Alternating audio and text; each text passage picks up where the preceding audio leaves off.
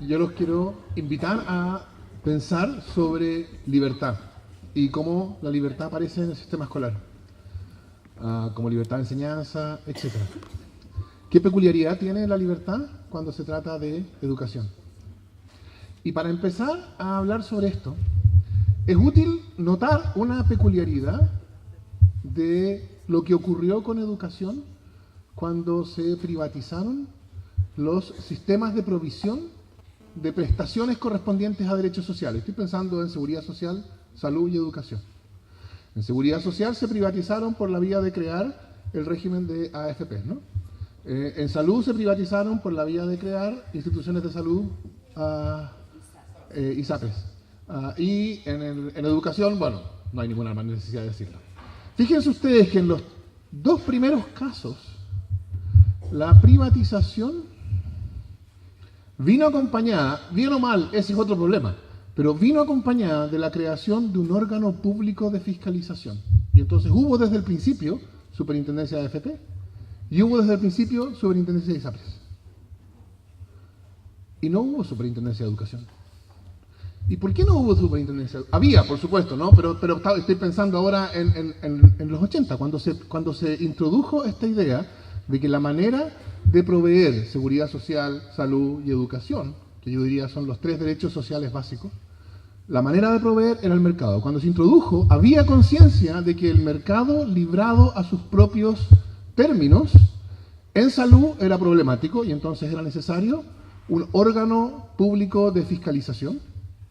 Y en seguridad social era necesario, y entonces era necesario un órgano público de educación. Pero en educación no había ninguna conciencia aparentemente. ¿Qué explica la peculiaridad de educación en este contexto? ¿Por qué en educación no? Y ojo, no estamos hablando de gobiernos socialistas, ¿no? O sea, el mismo gobierno que privatizó creó la superintendencia de ISAPRES y la de AFP. Yo diría que hay una explicación que tiene que ver con que en educación confluyen dos maneras de entender la libertad cuya combinación es explosiva. Explosiva lentamente, así que nunca se nota la explosión, ¿no? Es explosiva en cuanto a sus consecuencias. Y esa combinación de dos maneras de entender, de dos libertades, por así decirlo, no ocurre ni en seguridad social ni en salud. Cuando pensamos en las reformas que se introdujeron al crear las ISAPRES o crear las AFP, lo que se buscaba era entregar esos servicios a la gestión de entidades privadas que persiguieran fines de lucro, porque se entendía, bien o mal, yo creo que más o menos mal, pero bueno, se entendía que la participación de individuos motivados por la búsqueda de utilidad iba a producir un régimen eficiente y ágil. Y claro, el problema es que cuando el individuo actúa solamente buscando su propia utilidad, entonces es posible que abusen. Y esa posibilidad de abuso tenía que ser controlada. Y para controlarla se crean entonces órganos públicos de fiscalización. ¿Qué pasó en educación? Yo creo que en educación hay dos maneras de entender. Entonces allá la dimensión de la libertad que era relevante era libertad como abrir la esfera respectiva al mercado, esto es, a la iniciativa privada guiada por la búsqueda del interés particular. Eso era libertad. Y entonces la libertad tenía inmediatamente una dimensión de la cual había que ocuparse, que es que la misma búsqueda de interés particular que justificaba la intervención del Estado, justificaba también pensar que era posible que abusaran. No me quiero pronunciar sobre cuán ágiles o eficaces fueron esas superintendencias, ese es otro tema, me interesa el problema más conceptual sobre qué significa la libertad. ¿Por qué en educación no hubo superintendencia? Mi explicación sería la siguiente. Porque junto a esa idea de libertad, libertad como abrir, en este caso, el ámbito educacional a la actividad de mercado, confluye otra comprensión de la libertad, que es, diría yo, la comprensión de la libertad de enseñanza que está en la historia de Chile. Porque la lucha en la historia de Chile por la libertad de enseñanza, tradicionalmente hablando, digámoslo así, no fue una lucha por abrir oportunidades de mercado a emprendedores. ¿No? Esa no es la lucha en el contexto de la cual, por ejemplo, se fundó la Universidad Católica, etcétera, ¿no? La idea de libertad de enseñanza en la historia chilena tenía una dimensión adicional, tenía un sentido distinto. Era importante garantizar una forma educativa que no estuviera sujeta al control estatal. ¿Por qué? Porque era importante, básicamente, si me lo permiten decirlo así, porque era importante que hubiera educación católica. Pero claro, uno podría formularlo más genéricamente, porque era importante que hubiera formas educativas que no estuvieran determinadas políticamente. Y noten ustedes que las dos cosas son completamente distintas, ¿no? En este segundo sentido de libertad de enseñanza, lo que importa no es que haya oportunidades de negocios para emprendedores, lo que importa es que haya diversidad de proyectos educativos.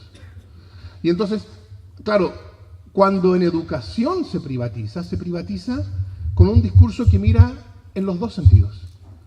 Y claro, el segundo sentido, si de lo que se trata es de tener una educación que no esté sometida a la égida estatal, entonces la superintendencia también es problemática, porque después de todo la superintendencia es un órgano público. Y entonces vean ustedes lo que significa eso, es que educación se convierte en un área especialmente desregulada, porque cualquier regulación que en términos de la primera libertad de mercado, era necesaria, bueno, cualquiera de esas regulaciones también afectaba la libertad en el segundo sentido, libertad de enseñanza, libertad como la posibilidad de desarrollar proyectos educativos fuera del control del Estado. Y entonces el sistema educativo chileno, desde en los últimos 30 años o 35 años, ha evolucionado, por así decirlo, espontáneamente, sujeta a la fuerza, a la evolución natural del mercado sin que haya ninguna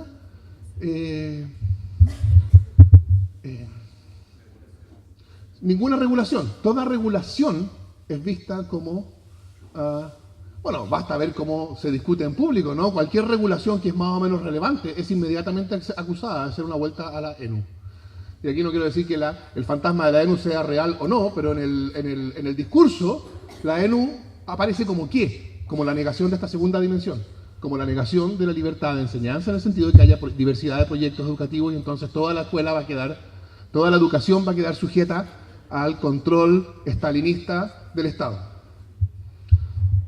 Ahora, ¿por qué esto es importante? Porque yo creo que uno puede ver hoy, la verdad no solo hoy, pero bueno, lo estamos viendo hoy día, es que estas dos maneras de entender la libertad no necesariamente son compatibles entre sí. Porque el mercado no necesariamente es el espacio que hace posible la libertad en el segundo sentido. Y por eso es importante entender qué quiere decir que la educación se ofrezca conforme al mercado, conforme a las reglas del mercado. Porque lo que yo creo que ha pasado es que la introducción de reformas de mercado ha hecho que pensemos tan radicalmente la educación a través del mercado que incluso el Estado y la educación pública se entiende como un agente del mercado. Claro, con ciertas peculiaridades porque es del Estado después de todo. Pero son peculiaridades especiales que ojalá se corrijan. Una de las cosas más notables no en el sentido de destacables, sino en el sentido de salientes, sobresalientes, notorias, de la reflexión sobre el sistema educacional chileno, es que el sistema educacional chileno es pensado de modo invertido. No hay en Chile un régimen legal de la escuela pública. No, la escuela pública como categoría no tiene sustancia. ¿Qué es lo que tiene sustancia?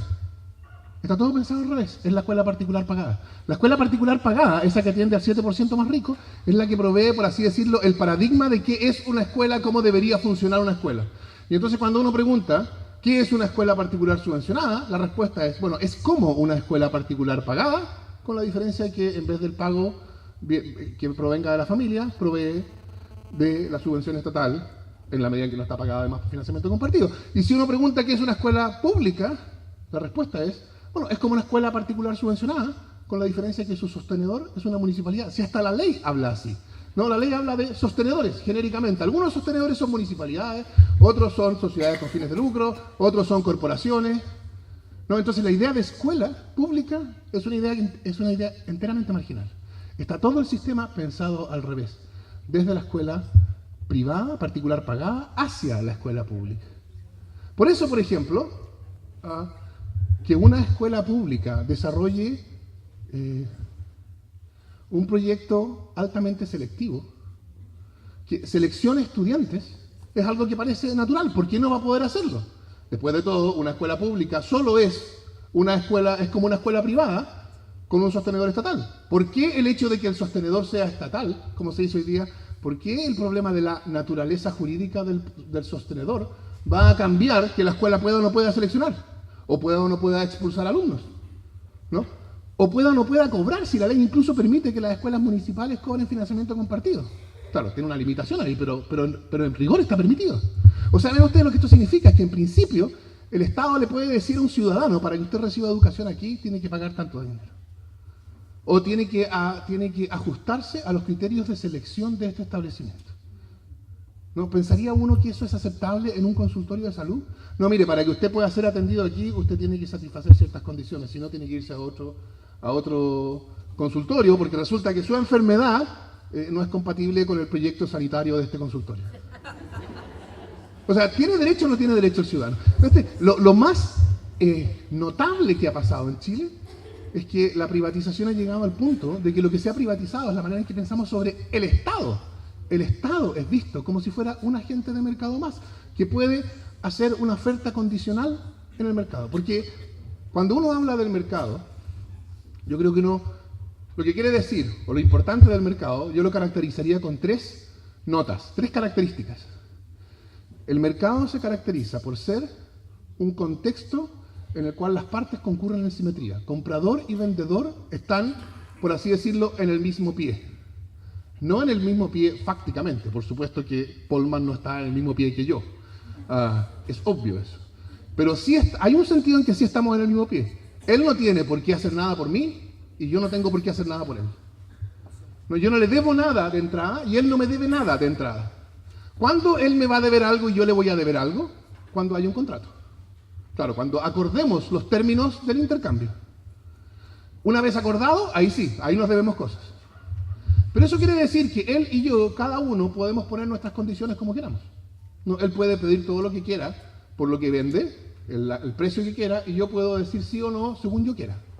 Por supuesto, la fuerza, el poder de él para poner sus condiciones no es exactamente igual al poder mío para poner mis condiciones. Pero en principio, en el mercado, cada uno pone sus condiciones unilateralmente. Y el que quiere, las acepta, y entonces hay intercambio. Y el que no quiere, bueno, va a buscar otro que ponga otras condiciones. Por consiguiente, que haya o no haya intercambio en el mercado, que haya o no haya contrato, es enteramente contingente. Puede ocurrir o no. No, yo puedo ir al mercado a comprar un automóvil y encontrar que el automóvil que yo quiero para mí tiene un precio que yo no puedo pagar y entonces decir no comprar. No hay contrato. No hay ningún interés público en que el que va al mercado a buscar algo lo encuentre.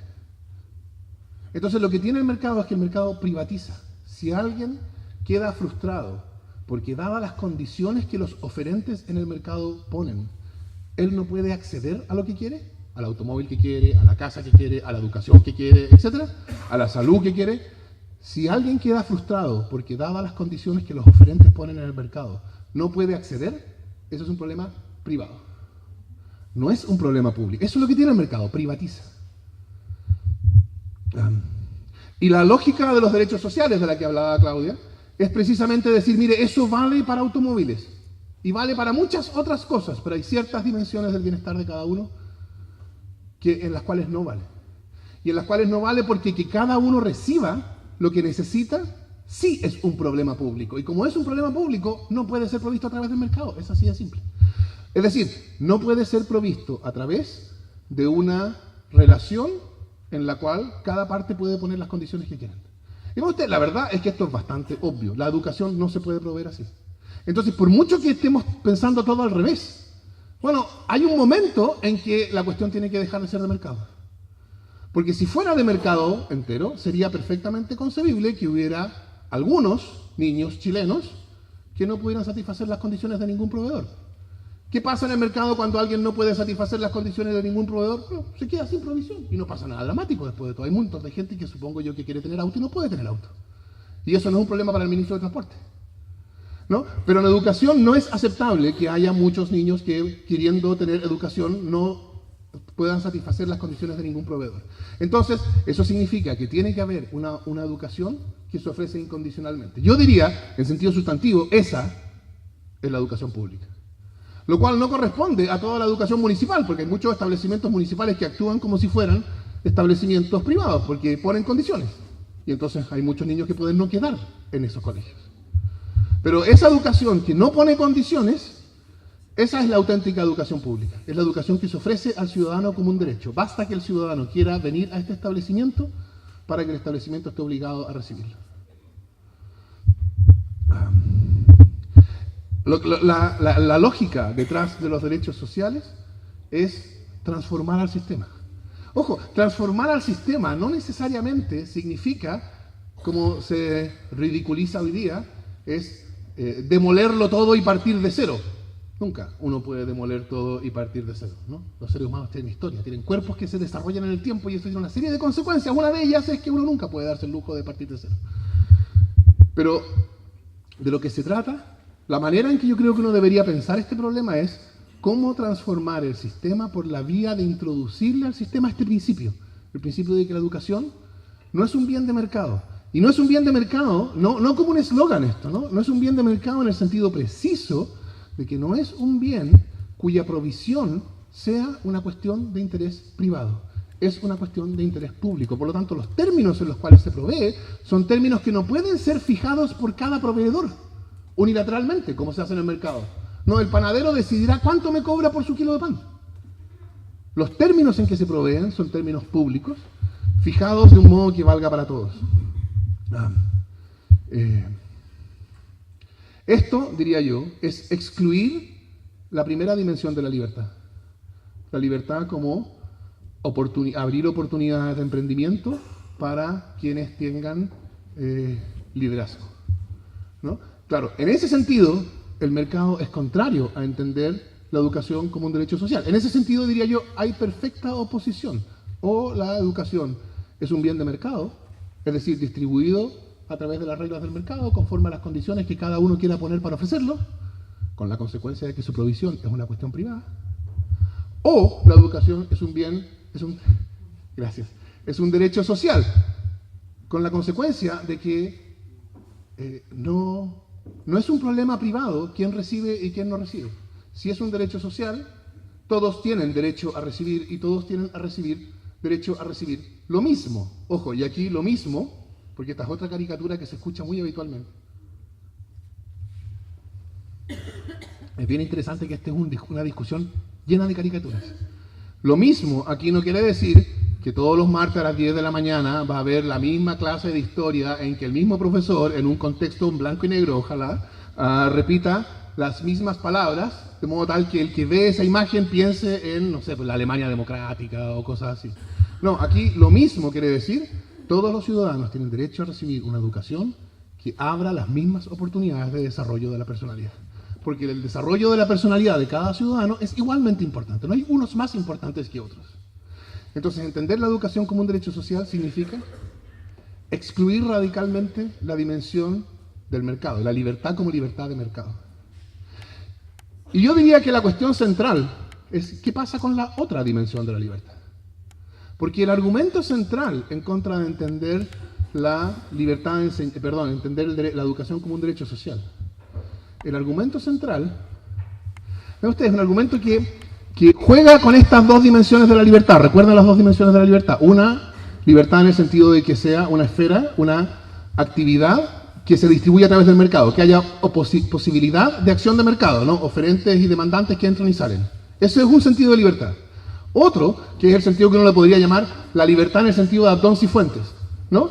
La libertad de enseñanza como la demanda de que haya espacio para una educación no sujeta al contenido sustantivo del Estado. Y entonces el argumento para el mercado es, a veces el argumento de eficiencia que vale siempre, pero a veces es el argumento, el más fuerte es, el mercado asegura la libertad de enseñanza en el segundo sentido. Y lo que estamos viendo es que precisamente eso es falso. Porque la libertad que provee el mercado no es una libertad para todos. Porque las oportunidades de desarrollo, o sea, las posibilidades de desarrollar proyectos privados, bueno, están sujetas a las condiciones que unilateralmente quienes desarrollan esos proyectos ponen. Y entonces no todos tienen igual libertad en el mercado para elegir entre proyectos. Unos tienen más libertad que otros. Quienes tienen más libertad son quienes están en el 7% más rico. Ellos pueden elegir cualquier proyecto.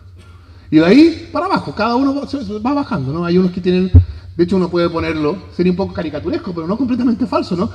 Como hay financiamiento compartido, unos tienen, no sé, 70.000 pesos de libertad, otros 65, 60, hasta que se llega al que tiene 0 de libertad. ¿Ese a dónde tiene que ir? Bueno, a la pública que no cobra financiamiento compartido, o que queda en su comuna. Entonces, la libertad que importa, cuando uno habla de libertad de enseñanza, diría yo, la libertad que realmente importa es la segunda, no la primera. No se trata de que sea importante la libertad porque nos interesa abrir la educación al emprendimiento privado. Se trata de que es importante la libertad, y yo creo que lo es, porque es importante que haya diversidad de proyectos educativos para que el ciudadano pueda elegir. ¿Cuál corresponde a la manera en que entiende el sentido de la vida? Pero para eso es necesario excluir el principio de mercado. Y ven ustedes que no hay ninguna incompatibilidad en esto. Es perfectamente posible que haya libertad en el segundo sentido sin que haya libertad en el primero. Y la demostración más clara es el sistema universitario antes de 1980. Como decía Claudia, antes de 1980 había 8 universidades. Solo 2 eran estatales. Es decir, había 6 universidades privadas. La Universidad de Concepción, la Universidad Austral, la Universidad Católica, la Universidad Católica del Paraíso y Santa María. La Santiago era la Universidad Técnica Estatal, la Chile era estatal, y bueno, queda una privada. El punto es, vean ustedes, cuando uno piensa hoy día en universidades privadas, ¿por qué? Si yo estoy seguro que si le hiciéramos una encuesta aquí, nombre las primeras 2 universidades privadas que se le ocurre, no aparecería la Universidad de Concepción muy alto en la lista. Tampoco aparecería la Universidad Austral, ¿no? ¿Cuáles aparecerían? No voy a mencionarlas por razones obvias, pero aparecerían las universidades privadas creadas después de 1980. ¿Por qué? Porque las otras no son privadas. Está bien, son jurídicamente privadas, no son estatales. La Universidad de Concepción es jurídicamente privada, pero desde el punto de vista de cómo entiende la educación, la entiende no como un bien de mercado, la entiende como un derecho social. Por eso, vean ustedes que en materia universitaria hay algo que en materia escolar hoy día sería impensable. En materia universitaria hay un sistema único de admisión, que no vale para todas, ¿no? Vale para todas, son las universidades del CRUCH, la PSU. Pero el año pasado ya se incorporaron 7 universidades privadas que no estaban en el sistema. Piensen ustedes cómo sería si uno tuviera ese sistema en el sistema escolar. Que las escuelas no tuvieran control sobre quiénes entran y quiénes no entran. Esa decisión no la toma la escuela. Sería la antecedente de un golpe de Estado, ¿no? O sea, si uno pretendiera hacer eso por ley. Entonces yo creo que el sistema universitario provee de un ejemplo. Por supuesto que hay que actualizar, corregir, pero provee un ejemplo de cómo es perfectamente posible un régimen en el cual hay reconocimiento y respeto de la libertad en el sentido espacio para el desarrollo de proyectos educativos que no están sujetos al control estatal, sin que eso signifique mercado. Y en ese sentido, yo creo que uno debería pensar de ese modo el sistema escolar. ¿Cómo es posible pensar el sistema escolar de modo tal que se respete la posibilidad de diversidad de proyectos educativos y en ese sentido la libertad de enseñanza en el sentido de Abdón Cifuentes, pero sin que eso signifique mercado? ¿Por qué? Porque el mercado siempre sabemos lo que produce. Aquí no hay nada oculto, nada que sea misterioso. El mercado es la mejor manera de producir diferenciación de la oferta, todo lo que sea necesario para calzar la diferenciación de la demanda. Es decir, eso yo supongo que es microeconomía, introducción a la microeconomía. O sea, si no aprenden eso, uno, ¿qué va a aprender? ¿No? Diferenciación de la demanda, de la oferta, para calzar la diferencia en la demanda. ¿Cómo se llama eso en educación? Bueno, segregación, ¿no? Desigualdad. ¿No? Y esto es lo que yo creo que antes del 2011 era en la discusión pública completamente invisible. No se hablaba de esto. ¿No? Antes del 2011. No es que no se hubiera habido discusión sobre educación. Probablemente hubo pocos temas que se discutieran más, jornada escolar completa, etcétera, ¿no? Pero el problema del sistema educacional no era la segregación, el problema no era el financiamiento compartido. ¿Qué pasó en el 2011? Esta nueva idea, o esta idea nueva de puro vieja, la verdad, de la educación como un derecho social, como algo a lo cual los ciudadanos tienen derecho y que no puede quedar entregada a la contingencia del mercado, irrumpe. Y estamos viendo ahora cómo esa irrupción hace que veamos las cosas distintas, ¿no? Ahora se ven problemas que antes no se veían. Y el punto en que estamos hoy día es ese, cómo poder configurar una comprensión de la educación, y por supuesto que después va a ser la salud, y después va a ser la seguridad social, que corresponda a una idea de ciudadanía, un poco más sustantiva que la idea de ciudadanía a la que estamos acostumbrados. El punto que yo he tratado de explicar aquí es que a mi juicio eso no supone, contra toda la retórica en contra, eso no supone tener que elegir entre igualdad o libertad, ¿no? Esa es una falsa oposición. Un sistema escolar que realmente garantizara la libertad en la dimensión que importa, es decir, no en el sentido del mercado, sino en el sentido de la diversidad de proyectos educativos, y que tomara en serio el hecho de que esa diversidad tiene que estar igualmente abiertas para todos, con lo cual los establecimientos no pueden cobrar dinero privado, con lo cual los establecimientos no pueden poner condiciones de acceso, etc. Un sistema de ese tipo que garantizara la igualdad, garantizaría la libertad. Para eso, para poder llegar a ese punto, uno tiene que darse cuenta de que la libertad en esta materia tiene estas dos dimensiones de las que hablaba al principio. Y cuando uno distingue las dos dimensiones de la libertad, tiene el siguiente paso crucial, es decir, ¿cuál de esas dos dimensiones es la que realmente importa? ¿Cuál es la que es políticamente importante? ¿Es que la educación sea un espacio para el emprendimiento de actores privados que buscan su beneficio personal? ¿O que la educación haya espacio para proyectos educativos diferenciados? Y yo diría, cuando uno lo pone en esos términos, la respuesta cae por su propio peso. Y de esa respuesta que cae por su propio peso, yo creo que más o menos todo lo demás se sigue. No es cosa de dejar que esa idea se, por así decirlo, se desenvuelva conforme a su propia lógica, que es lo que he tratado de ilustrar aquí. Muchas gracias.